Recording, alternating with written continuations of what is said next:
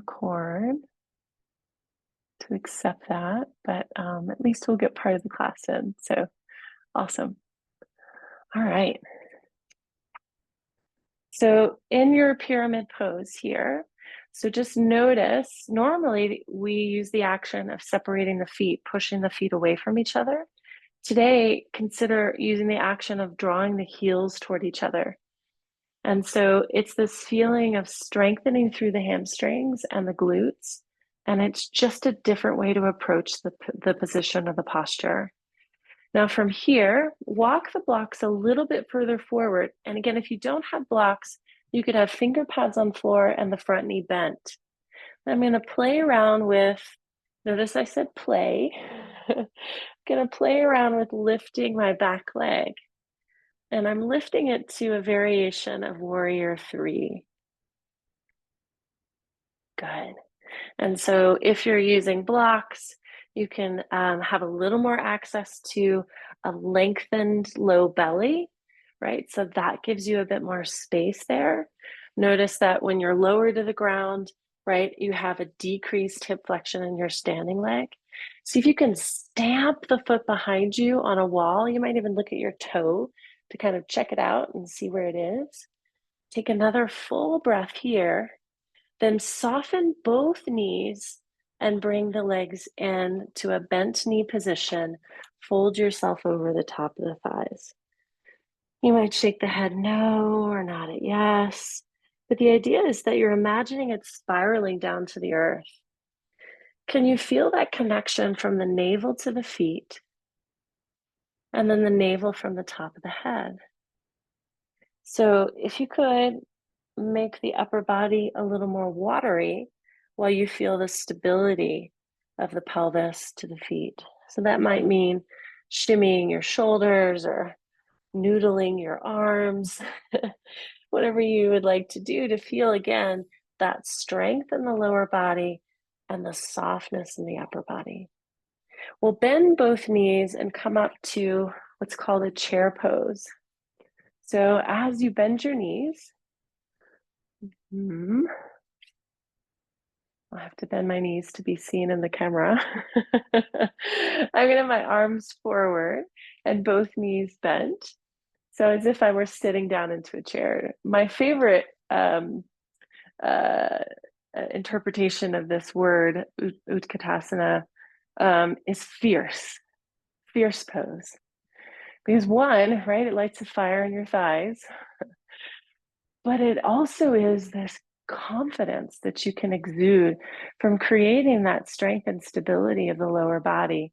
And again, freedom and ease in the upper body. We'll take another full breath here. And then when you're ready, exhale, fold over the tops of the thighs again.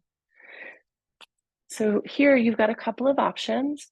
You can simply come right hand, left hand, kneeling, or downward facing dog. Shake the head no or nod the head yes. Really do a push and reach with the hands so that there is maybe a bit more elasticity, less tension in the legs, but you're feeling now the stability in the upper body. On your next breath, melt the knees down. We'll step the opposite leg forward. So whichever one you did not step forward. And if you want to make sure your blocks are with you, you can. You'll pivot that toe out to the side. And as I rock my weight forward and back, I'm really focused on feeling the grounding in the front heel. And then the next time that we come forward, you're going to imagine pulling, isometrically pulling the heel to the knee and the back glute to the front heel. So there's this really big scissor action happening of inner thighs. You can stay here. You can begin to walk elbows toward floor, or I'm just going to bend my elbows and soften my head. But I'm keeping the action in the leg for as long as it feels sustainable. It's not an easy thing to do these isometric contractions. Breathe in, breathe out. Good. Take another full breath here. Perfect. And then we'll slowly push through the hands to lift the heart. And they're just underneath the shoulders here. You'll shift your weight back. We're going to walk this foot, get a little bit more in line. It could stay still further to the side if that wider base feels more supportive for you. We'll take the blocks in the hand. Remember to lift the pelvis as you lengthen the knees. So that's going to create ease. And then walk the back foot in. So here we've got our pyramid pose. Rock the weight forward and back. I really enjoy coming into the pose this way because I get a little extra hamstring stretch here. I get a little extra sensation of pouring my weight into the front leg. And then I start to feel, where do I feel equally weighted into the legs once I make this movement smaller and smaller. And notice if you're collapsed in your upper body or if you can push away. Remember, you could use your hands on a shin, could also use a chair if that makes sense for you. From here, actively pulling the heels toward one another, it's going to firm your back thigh and turn your glutes on. So it's the opposite action of pushing away. It's a pulling in here. Take another 2 breaths and see if you can really imagine sort of that wrapping sensation, the inner scissoring of the thighs. Beautiful. Now bend your front knee, walk the hand blocks a little bit further forward, and just play around with lifting the back leg. It does not matter where it goes. So if you just want to lift it a little or a lot, level to the pelvis, great. Ideally, you're thinking about making a nice, long, smooth trajectory from the crown of the head to the heel bone. The heel pushes behind you. The more lengthened your back leg, the more stability you'll have. You could even play around with letting go or keeping the hands supported. Take another full breath here. Feel that connection from navel to top of head and navel to heel. Another breath. We'll bend both knees. Good. And ease into a forward bend, Uttanasana. So as you fold over the tops of the thighs, it doesn't matter if the legs are straight or bent. Really, you're noticing what can you feel from the sits bones into the lumbar into the cervical from the top of the head. One of the things that we tend to do as humans is begin to segregate our body. We might at any point feel a hands and feet or hot or cold, but we don't often feel the body interconnected. And yoga gives this beautiful practice of connecting all the parts of us so that we don't feel separate or segregated from our body. Begin to bend the knees, moving into that chair pose or Utkatasana.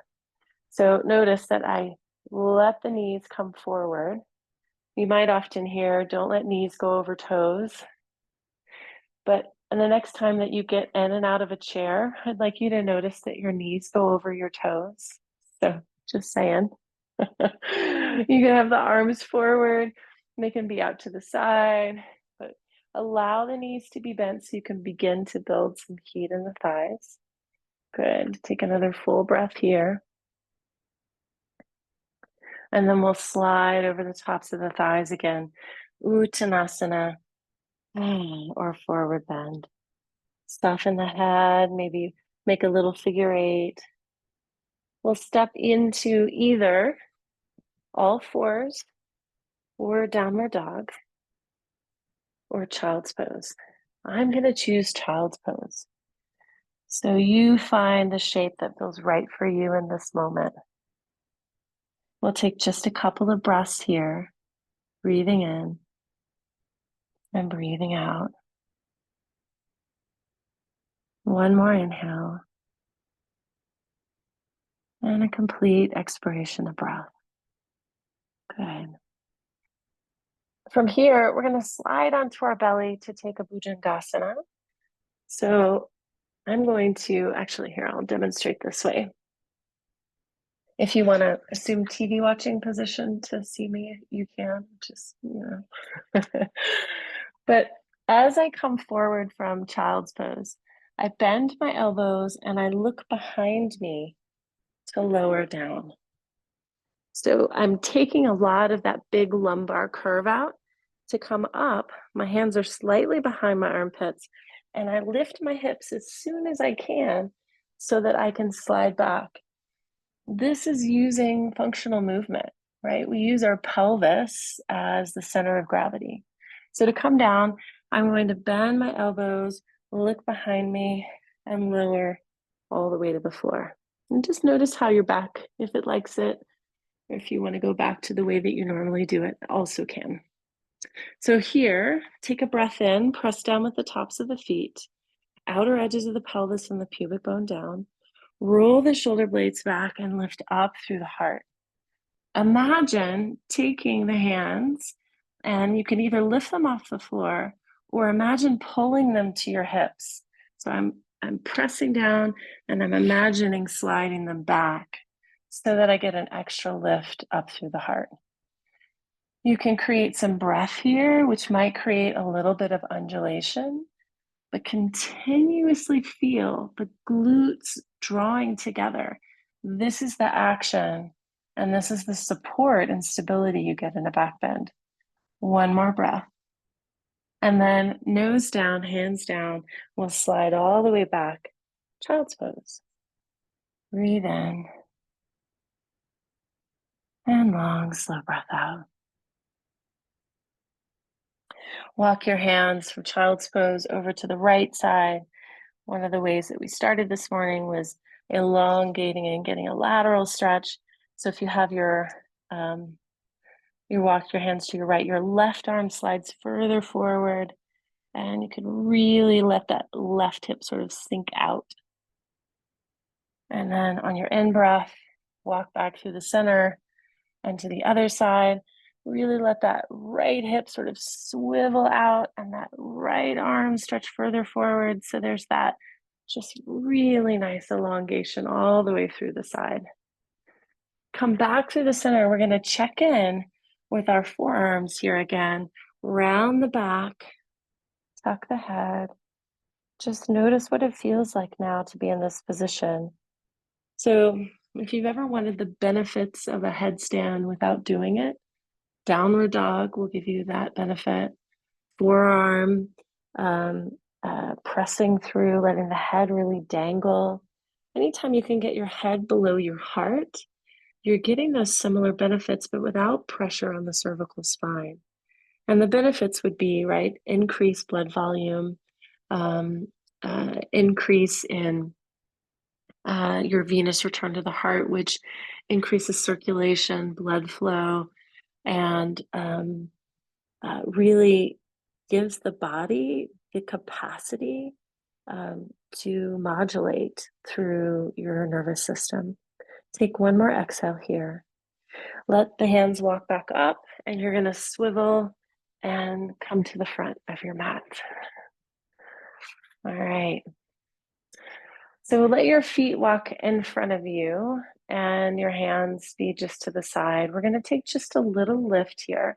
If you've got stuff in your wrist, you could come down to your forearms. I'll push through hands and feet, and I'm just going to lift my pelvis just a little off the ground. Not much, just enough, and then place it back down.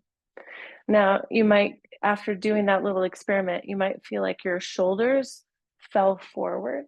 So roll the shoulder blades together. It might mean that you turn your fingertips more to the back, because if you turn them forward, that's an internal rotation. So we're working on just a little bit of wrist strength here with the opening of the chest. And as you push down with your feet, really press with the balls of the feet, which is going to feel different, and keep the pelvis just slightly off the floor. If you feel too much in the wrist, put a little tension into the fingers and then lower back down. If you've had enough of that, like if that was too much for the wrist, no problem. Give yourself a little bit of a hug here. If you want to do a third one with me, great. Roll the shoulder blades together, fingertips slightly back or to the side, push down, and instead of just feeling the heels, press a little bit more with the balls of the feet. That's going to give you a little lift in the belly and a connection through the front body.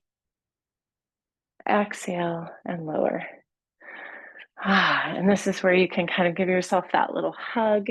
Draw the head and neck down. Maybe turn the head right and left. Turn the chin toward the shoulders. Good. Nice. And then from here, you've got one foot forward. Tuck one foot underneath so that it comes close to the heel, and keep the other leg supported. So wherever this goes is perfect. It doesn't matter if it tucks close to the heel or not. You find the shape that works for you. Stabilize the front foot. Roll the shoulder back on the opposite side and then wrap it all the way around. You'll take a nice swim with the other arm. It's going to come forward toward the screen and then lift up and over. You know, that lateral stretch we've been doing, get that right here, pass through it and continue to rotate toward the back wall. Your arm can be floating, or you could reach to the fingertips to the floor behind you. Doesn't matter. Notice I've got my head in neutral rather than craning it all the way behind me. That's just a personal preference. You can choose. Take a breath in for nothing. Breathe in. Exhale without pulling yourself with the front hand. See if your ribs can slide around to the back armpit. So take a breath in again. Exhale, ribs slide around to the back armpit. One more time. Breath in. Ribs slide to the back armpit. You're going to swim that back arm all the way through and forward. This leg, hug the knee toward the chest. Good. And then a little bit of a rock side to side. Nice. It's a preparation for another pose, which we won't do today, but you could extend the leg or extend the leg all the way toward the shoulder. But this may be enough soothing for the lumbar spine. All right, and then we'll put the foot down. Use your hand to support the leg and unwind. Then slide the other leg toward heel toward buttock. This supporting foot is measured on the ground where it's not too far forward or too close to the buttock. And then we'll take the same side shoulder, roll it back, so the open side, and then I'm gonna take it across because it's really easy to just kind of go into internal rotation. So externally rotate, then hold. The other arm will swim. So as you reach forward, really go for it. And then you're going for that long lateral stretch when you hit sort of that peak point. And if your shoulder doesn't allow it, it's okay, you can bend. And then keep going until you reach behind you. It can either be floating or the fingertips can go to the floor. Here, you're aiming for this top rib in front to move to the back armpit. So breathe in, exhale, let it go toward the back. Do that again. Breathe in, feel that expand. Exhale, slide it over to the back armpit. Soften your face and jaw. Maybe one more breath. Good. Perfect. You're going to swim that top arm all the way up and over. You can hold that shin, draw the knee into the chest, a little wiggle side to side. So this feels really differently on this side for me, because I feel some interesting things happening in the opposite hip flexor, which I didn't feel on the other side. Our bodies are so unique and not symmetrical. I'm sure you've discovered that. And then when you're ready, place the foot back down. Let's come all the way back down onto our back. And before you go there, let's set yourself up for success. If you have a blanket or a pillow for your head, I'm going to encourage you to use that. I've just got sort of a thinly folded blanket, and then I'm going to tuck it around my head. If you enjoyed the Setu Bandha with the 2 blocks, I'll encourage you to take that again, and I'll cue you there and then we'll lower down and rest in Shavasana. But we're going to take that elevated pelvis again. If you'd rather be higher, you could take something like a pillow that's a bit thicker, or even a bolster if you have one at home. Doesn't matter, just use what you've got. And we'll come down onto the back. So my head will be supported. The bridge is really not high enough with these low supports that the head support is okay. If you've got your head pelvis really high, you might want less support. So I'm going to take those blocks again, push down through the feet, lift up, and put them side by side together, and then rest down. You can choose to take hands on belly, hands on ribs, or you can flutter the arms out to the side, which feels really nice for me at this moment, so that I have some space in my armpit and I can really feel that shoulder settle down. And here, if you're having trouble keeping the legs still or stationary, you could walk the heels further out so the knees come together. My body doesn't work like that. So I don't do the stacking of the knees because it's actually more work for me. I find that my feet stay better when they're more symmetrical, but you figure out what feels most easeful for you in this moment. And we'll be here for a couple of minutes. So there's nothing to see, let your eyes rest back in your sockets. If you wear glasses, you might take those off and just set them to the side.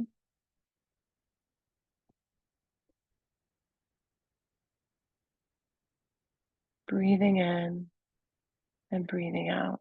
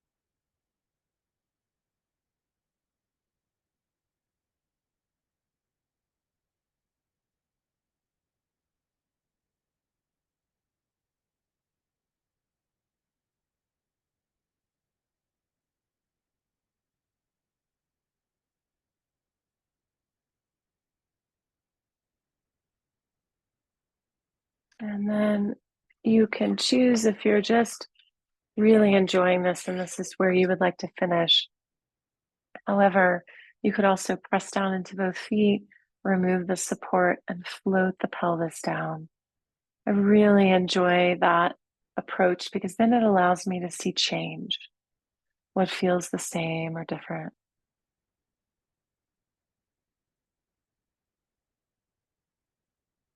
And as you're here, breathing in and out, take your time to extend the legs, or if there's any other movement that you would like to make. And as you're settling in,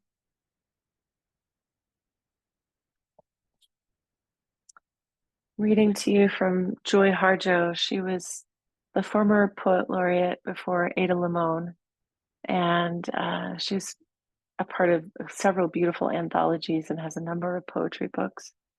And this is one of my favorites of hers. Yesterday was Indigenous Day, and in New Mexico, we have this dominant culture that is very underserved and acknowledged. Joy Harjo, she writes, praise the rain, the seagull dive, the curl of plant, the raven talk.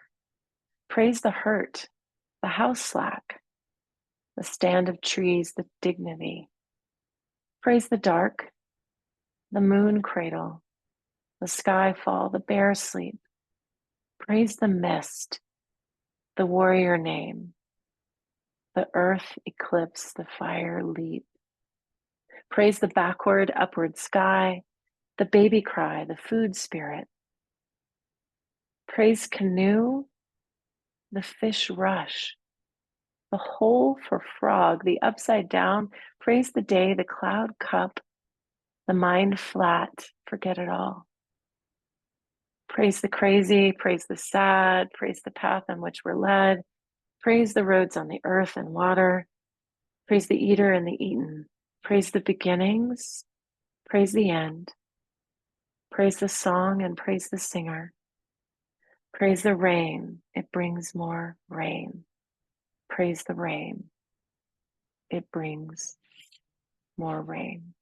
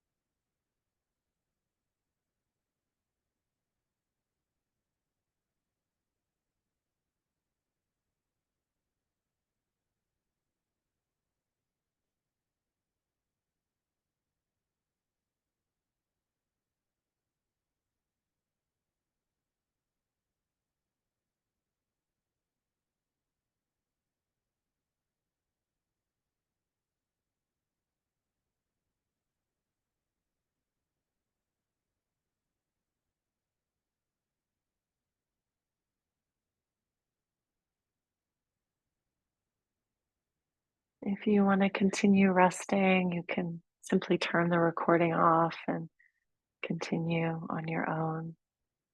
Otherwise, you can start to create some movement, stretching, rocking, moving toward vertical.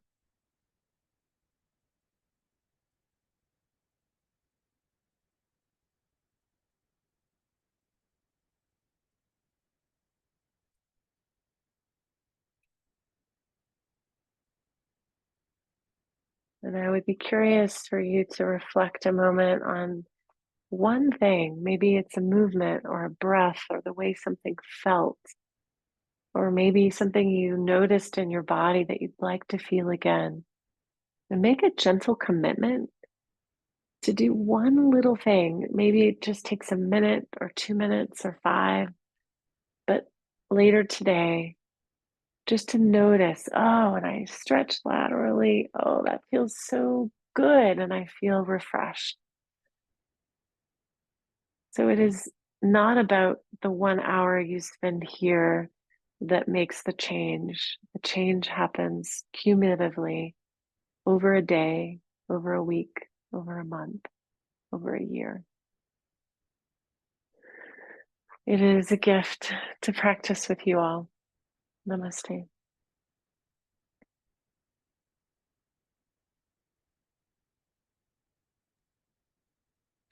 Thank you. You're so welcome.